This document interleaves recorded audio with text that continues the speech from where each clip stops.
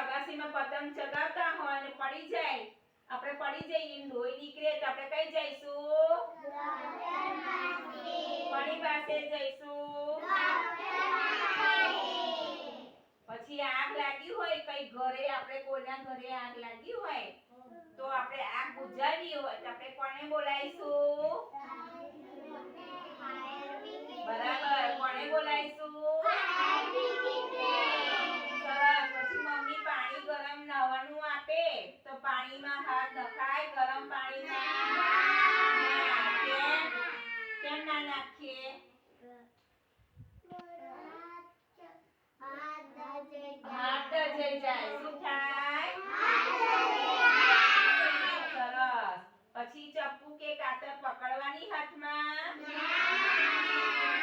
કેમ? આંગળીઓ કપાઈ જાય ને લોહી